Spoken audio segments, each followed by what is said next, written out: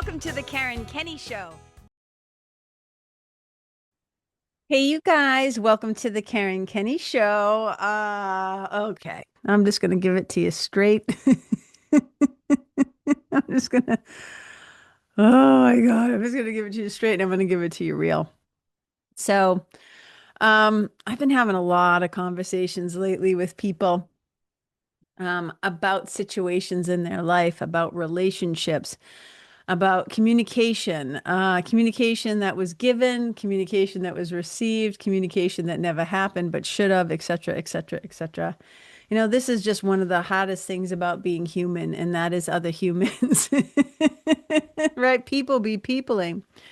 So back in 2020, when I first started this sucker, the Karen Kenney Show, I did an episode. I think it was episode 53, and I called it Finding the Right Distance.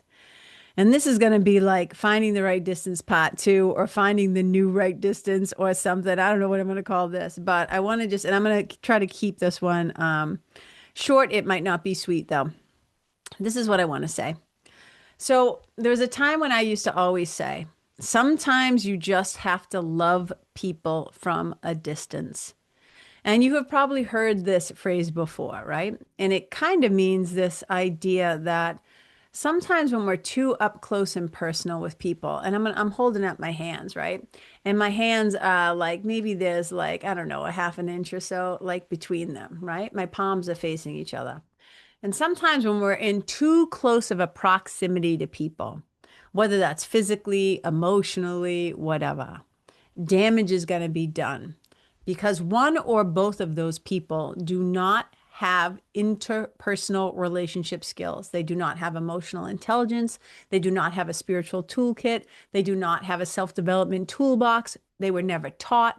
Whatever the excuse is, whatever the reason is, and you've heard me say it 1,000 times, that trauma explains a lot of things, but it doesn't excuse them all. There comes a time in our life when each of us must be responsible for the way that we are speaking, the way that we are talking to ourselves and each other, the way that we are acting, the way that we are showing up or not showing up, the choices we're making, what we're thinking, saying, doing, believing, our behaviors, etc.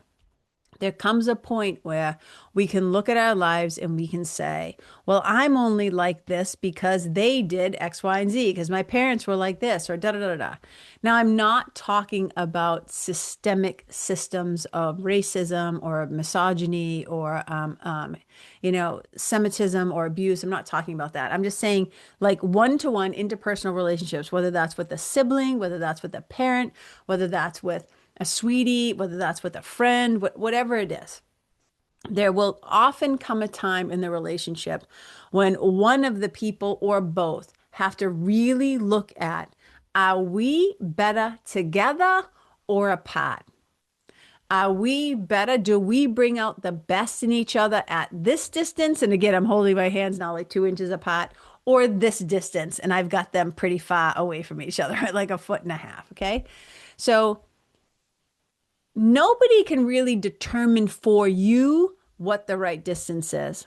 And what I find so fascinating these days is that there's a whole generation, a younger generation of I say kids, right? They're not really kids. They're like people in their 30s, maybe sometimes even up into maybe it's even in their 20s, 30s, early 40s, whatever, who are deciding to go what they call no contact, like no contact with their families. And people are just horrified by this. The older generations are like, oh, family, blood is thicker than water, da da da da. And I'm able to kind of see it from both points of view. I think there are times when a conversation could be had and maybe healing could happen. It's not for me to say when somebody should or shouldn't apologize or should or shouldn't forgive or whatever. That's an individual case by case basis, and it's a very personal decision, and people have to decide for themselves. But I can see why sometimes there is an argument to at least attempt to try and have a conversation and have reconciliation and allow the possibility that healing can happen. But there are just going to be other times, people, oh my God, where other humans do not have the capacity to own their shit. They do not have the capacity to see from a different perspective to see how somebody else might be feeling. And one of the things that I hear a lot from the younger generations is that when I try to talk to my parents or my whoever, right, about what my childhood felt like or what I felt like or what my experience was, they defend, they refuse, they make excuses, they just say, and I hear this a lot about like Gen X kids, which is me. I'm a Gen X kid, right? Is that because we were the original latchkey kids, right? We were the original ones left home alone and highly unsupervised and wildly feral, and we had to figure everything out for ourselves, et cetera, et cetera, et cetera. A lot of times our story is we had it way worse than you. You don't know what it's like. So a kid will come to a parent and start to say, this is how I felt. This is what it was like to be your kid. This is what the environment was like at home. These are what my feelings were or how I felt. And the parent immediately starts going into storytelling and making excuses and saying, well, you don't know how hard I had it and you don't know what I was trying to do. And I poured my blood, sweat, and tears in trying to make a home for you and I didn't even have one, blah, blah. And what's missing there is a compassionate witness and an unshaming witness and a loving witness to just acknowledge what the kid is feeling. And there are going to be times, why I'm saying all this is there are going to be times when maybe no contact is not only going to be what they choose, but for some people, it might be the safest and best result because it feels like you're beating your head against a wall because no matter what you say, your feelings don't get acknowledged. Your feelings don't get recognized. You are not seen, you are not heard, and what you feel doesn't matter.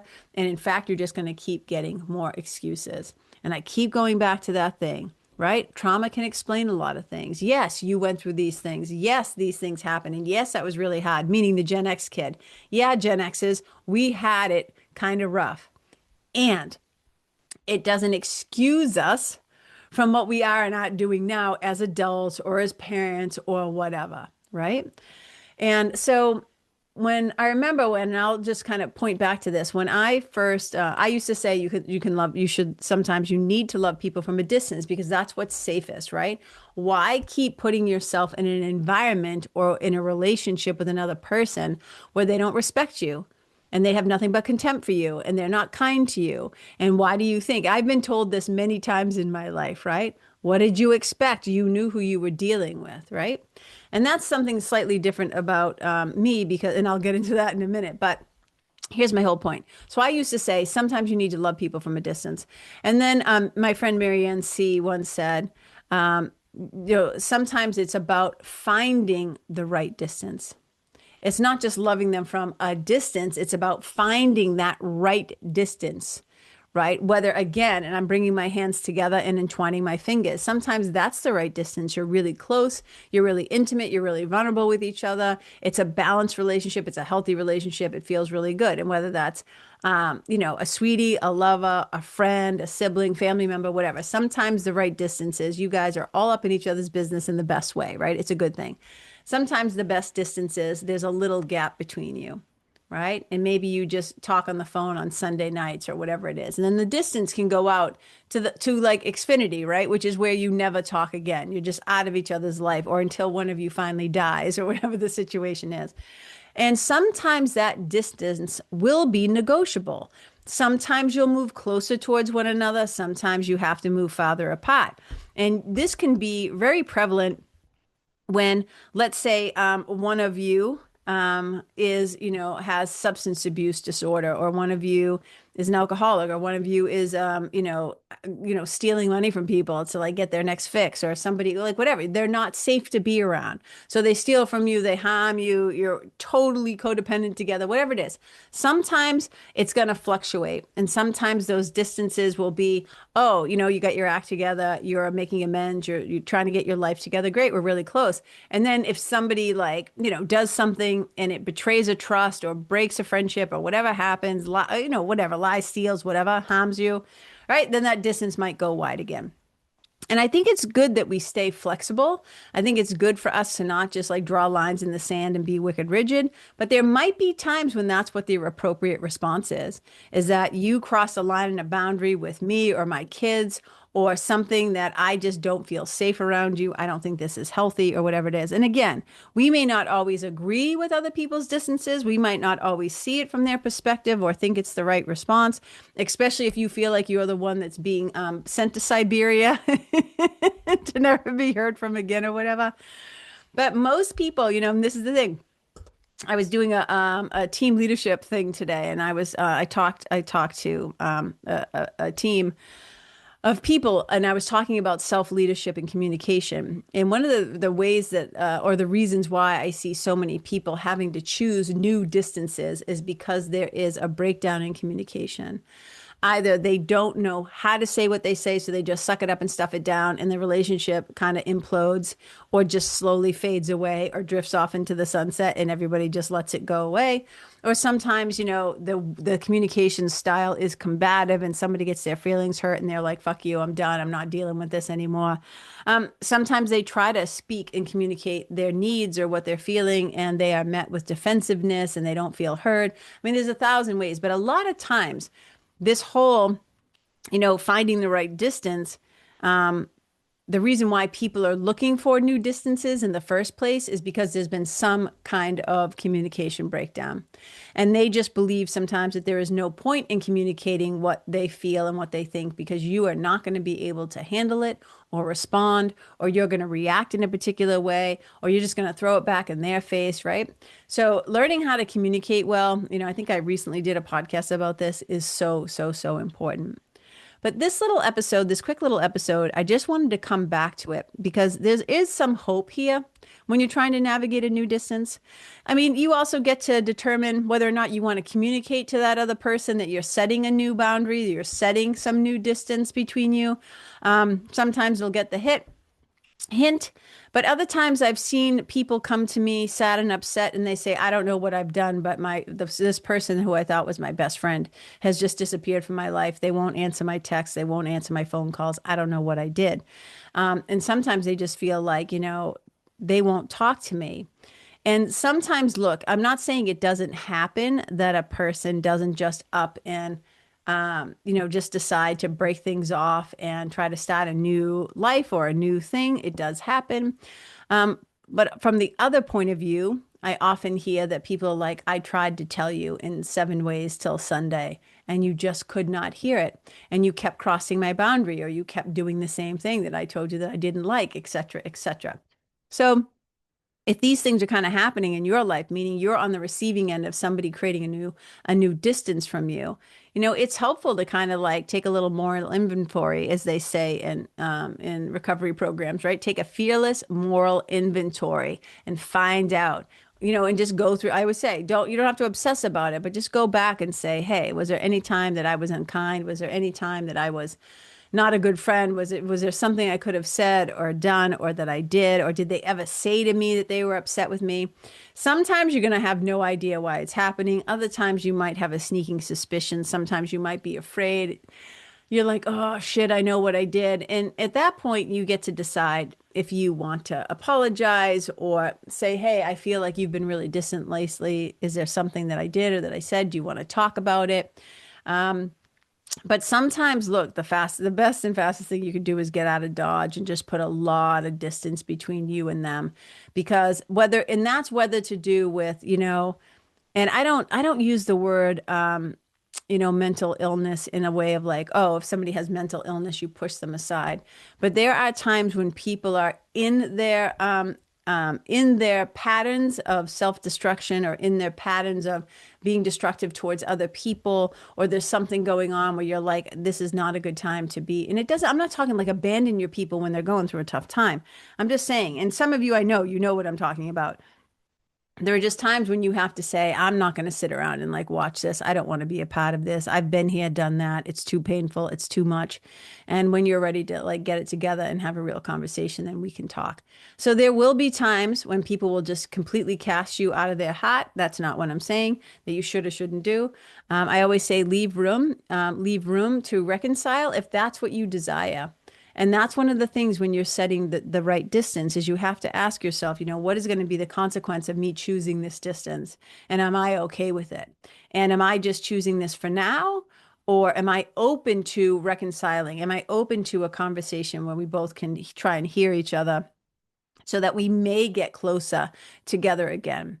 And one of the great things about it's not always bad, when somebody is setting new distances with each other, it's not always bad because sometimes from a distance, you can get a little bit more perspective. After you licked your wounds a little bit, or your ego wasn't so hurt anymore, or whatever the thing is, you can start to get a little bit different perspective and say, yeah, you know what? I need to own that, Pat. That was on me. Or you know what? Sometimes you get more clarity about like, you know what? I don't want this to work out. I have no interest in continuing this friendship or this relationship or whatever. So that distance can really give us clarity. And it can also help us to make that decision from a calm place, not when we're triggered, not when we're upset. And we can make it from a compassionate place. And after we've done some, self-inquiry with our curiosity and stuff, we can say, okay, yeah, this is where I've landed. This is how I feel. And now I just have to have the courage to communicate it or not. Some people don't feel the need to do it. And I know that I'm not really giving any definitive answers today. I'm just wanting to talk about this because it's coming up again and again and again and again with people about relationships falling apart, friendships falling apart, you know, um, like within family systems, like parents and children no longer talking anymore, or, this one's like, they won't let me see my grandbabies or whatever. Like we see it all over the place. And even in my own life, there are times when I'm like, oh, I just need to create some distance because this is not going to end well if I don't. And a lot of times it seems like maybe you're creating distance for your own mental sanity. And sometimes I'm like, no, trust me, I am saving them from myself because what I would say to them right now, if I just didn't care about being compassionate or loving, I don't think that we would rebound from the words that would come out of my mouth. You know what I mean? Vicky with 2Ks from Lawrence, when she wants to grab the mic, it is best that I always say that I just kind of moonwalk out of the room a little bit and let there be a little bit of space. Because if I really wanted to, it's not that hard for me to be mean, and I really try hard not to be mean, and I really try not to give into that part of me that wants to just tell it like it is very directly. So I always say honesty without compassion is brutality, and I really don't feel like being brutal towards people, but sometimes me and my nervous system need a break from fucking nonsense. You know what I'm saying? So I don't know if this is helpful to you. I don't imagine that every single thing that comes out of my mouth is helpful all the time, but it is my hope.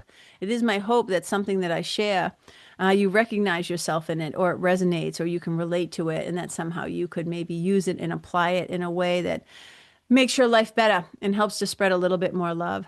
And it might seem like how is finding the distance away from people, helping us to find more love? And I said, sometimes, all those sayings like oil and water and magnets repel and blah, blah.